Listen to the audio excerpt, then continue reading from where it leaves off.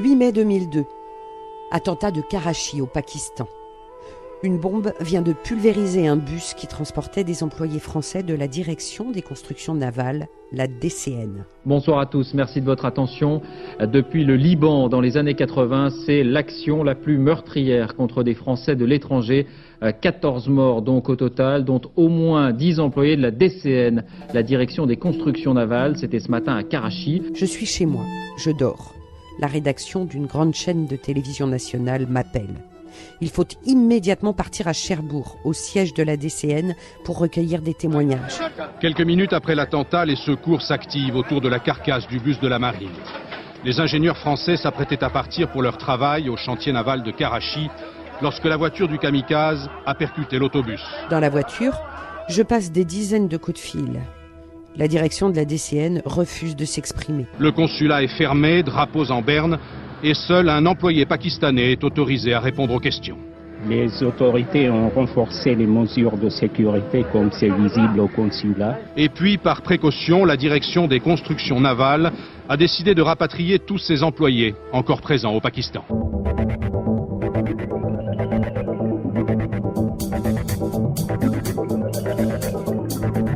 La rédaction m'appelle. C'est officiel. L'attentat a fait 14 morts, dont 11 employés de la DCN. L'attentat est attribué à Al-Qaïda. Trouve les familles de victimes, ils vivaient tous à Cherbourg, tu vas en trouver, m'ordonne mon chef. J'active mon réseau. Je téléphone, encore et encore. Nous approchons de Cherbourg et je n'ai toujours aucun début d'indice pour obtenir un témoignage. Un contact finit par enfin me donner un nom, celui d'un employé. Il ne me reste qu'à trouver son adresse. Nous arrivons sur place. Je sonne, la boule au ventre. Une femme m'ouvre. Je lui explique la raison de notre présence si matinale. Elle accepte de nous faire rentrer chez elle. Elle est au courant de l'attentat et se fait un sang d'encre à propos de son mari qui était sans doute dans le bus, éventré. Ses enfants sont là, à ses côtés, et nous ressentons leur angoisse. La mère de famille nous autorise à les filmer et accepte de répondre à mes questions afin de réaliser un témoignage qui sera diffusé dans le journal de 13h. Nous commençons l'interview. Elle témoigne de son inquiétude et du manque d'informations dont elle dispose.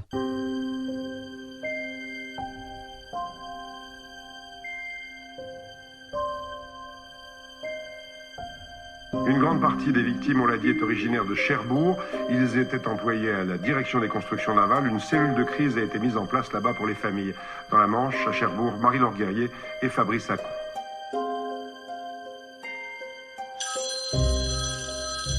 Le téléphone sonne. Nous continuons à filmer pour avoir des images. Puis, son visage se fige. Elle ne parle plus. Elle s'assoit. Des larmes coulent sur son visage. À l'autre bout du téléphone, une amie, proche, dont l'époux travaille aussi à la DCN.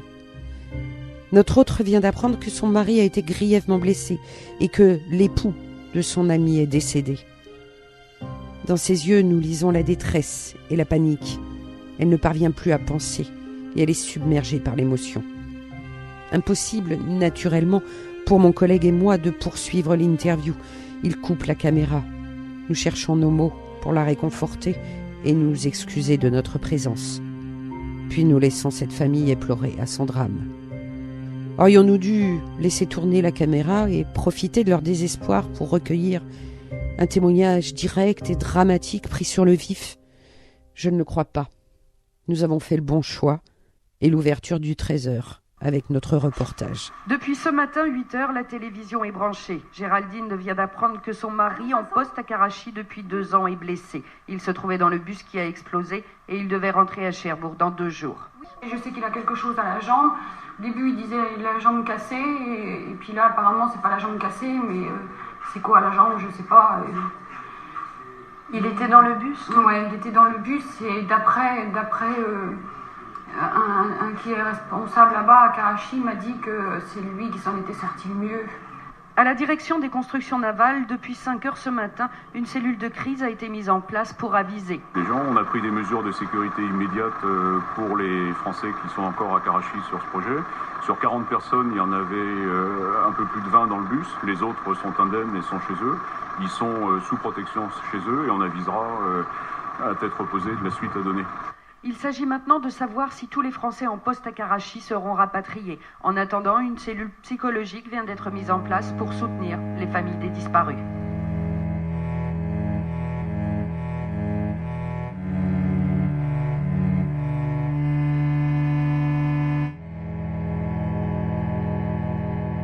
Ce fut le premier d'une longue série, car nous sommes restés à Cherbourg 5 jours et 5 nuits pour alimenter les journaux de 13h, 20h et ceux de la chaîne Info.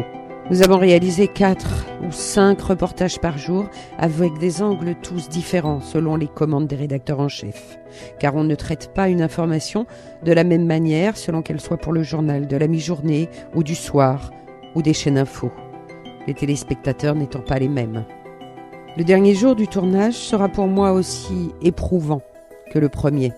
Une série de commémorations en hommage aux 11 victimes françaises est organisée en plein cœur de Cherbourg. La France entière a les yeux rivés sur cette commune normande du bout du monde. Le président Chirac va prononcer l'oraison funèbre et décerner la Légion d'honneur aux victimes à titre posthume. Mon collègue et moi sommes épuisés.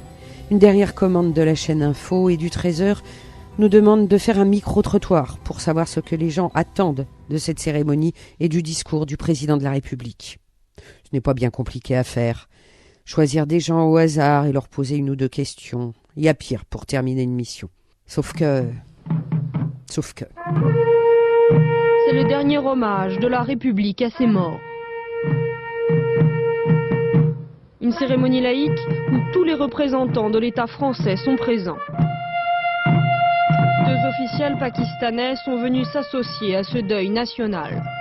Pour soutenir les familles des 11 victimes, plus de 10 000 personnes s'étaient déplacées ce matin. Dans son discours, le chef de l'État a réaffirmé sa volonté de ne pas laisser cet attentat impuni. Ce crime est monstrueux. Ses auteurs seront punis. Il ne peut y avoir de sanctuaire pour les terroristes. Pascal Groux, au nom de la République française, nous vous faisons chevalier de la Légion d'honneur.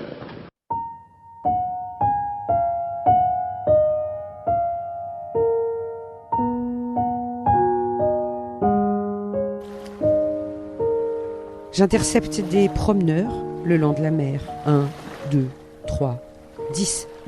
Et je ne suis toujours pas satisfaite.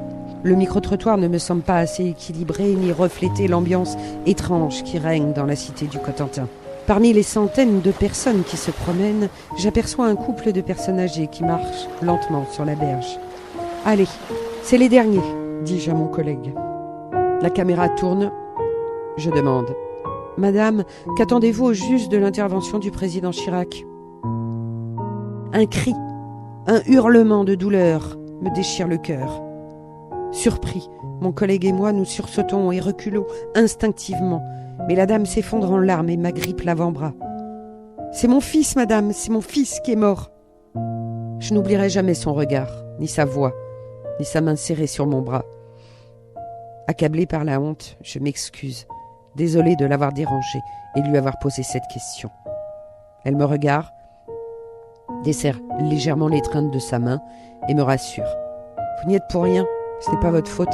Je vais vous parler de mon fils. C'était quelqu'un, vous savez. » Vidée. Je suis complètement vidée. J'ai envie de vomir. Pourquoi je suis là? À quoi je sers? Qu'est-ce qu'on est en train de faire? Est-ce bien utile de poser ce genre de questions? Les interrogations se bousculent dans ma tête. Et que faire de cette séquence émotion? La diffuser pour faire l'ouverture du journal et frapper les esprits? L'oublier comme si elle n'avait jamais existé? Si le collègue a été surpris par le cri de cette femme et que la caméra a fait un mouvement de recul, il a continué à filmer. La dame nous a parlé de son fils, de l'ingénieur exemplaire qu'il était, du dévouement pour son entreprise. Que faire? En 5 jours, seuls 2 journalistes ont eu le témoignage d'un proche des victimes, un concurrent et moi. Toutes les rédactions font pression sur les journalistes présents à Cherbourg pour qu'ils ramènent de l'interview des familles. Mais la DCN les protège et affrète des bus pour les transporter. Personne ne peut les approcher. Alors que faire ? Avec mon collègue, nous faisons le choix de diffuser l'interview de cette dame en ayant pris soin d'enlever son cri de désespoir. Elle parle de son fils. On voit sa main s'accrocher à mon bras. L'interview est émouvante, mais sobre. Et vaut bien mieux qu'un micro-trottoir. On me l'a tué, mon fils. Notre fils, il a la chambre ardente là-bas. Vous savez, j'ai mis mon fils au monde. C'est pas de votre faute. J'ai mis mon fils au monde, c'est pas pour me le faire assassiner comme on a fait. Est-ce que je peux vous dire ? On n'attendait qu'une seule chose, c'est notre fils. Ça fait 4 jours qu'on l'attend, notre fils. Il est arrivé. On est bien contents. Hein. Ça nous enlève déjà un grand poids, mais il y a encore des épreuves à passer qui vont être assez dures. Hein. Dans 3 jours, le travail de deuil pourra enfin commencer et ce couple meurtri dans sa chair devra réapprendre à vivre.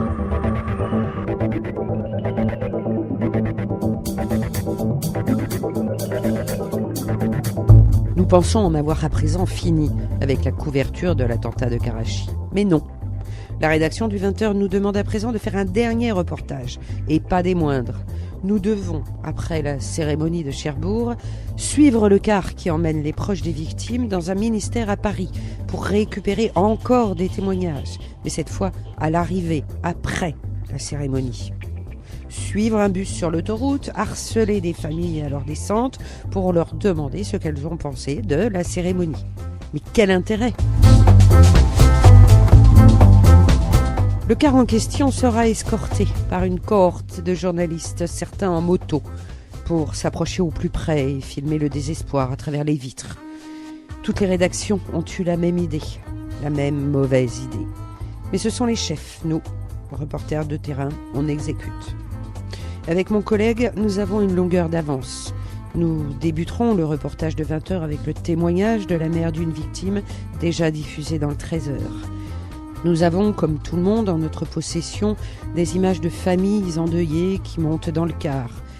Des images d'un car qui roule vers la capitale, c'est passionnant. Il ne nous reste plus qu'à être bien placés à l'arrivée de celui-ci pour s'approcher d'une famille. Il est déjà tard, le temps presse, 2 heures avant le début du journal de 20h. Mon collègue commence à monter le reportage dans la voiture pendant que je conduis. Sur une aire d'autoroute, nous enregistrons mon commentaire et nous n'avons aucun mal à rattraper le car qui roule à 90 km/h. Arrivé dans Paris, c'est la course-poursuite. Les voitures de journalistes slaloment entre les fils, grillent les feux pour ne pas perdre de vue le car qui roule sur une voie réservée. Puis il stoppe. Nous voyons les familles commencer à descendre et abandonnons notre voiture en double fil. Caméra à l'épaule, mon collègue fonce vers le premier venu. Je lui pose la question. Après, on va aller le voir, j'espère. Vous avez l'autorisation du médecin ? Je sais pas encore, mais on est tenu informés et il s'occupe bien de nous. Ouais. Vous êtes heureuse à présent ? Ouais, je suis un peu les jambes, un peu en coton. Et c'est fini.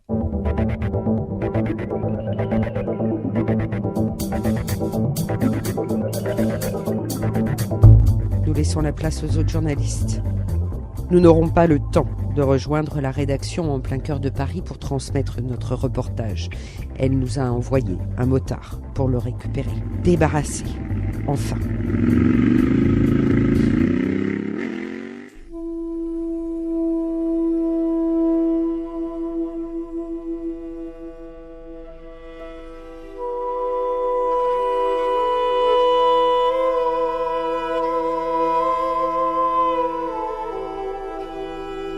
Ces 5 jours m'auront beaucoup appris sur moi et sur ce métier. Jusqu'où j'étais prête à aller pour informer, que voulait dire d'ailleurs le mot informer. Seule certitude, j'allais prendre du recul, beaucoup de recul. 4 ans après, j'arrêtais le journalisme.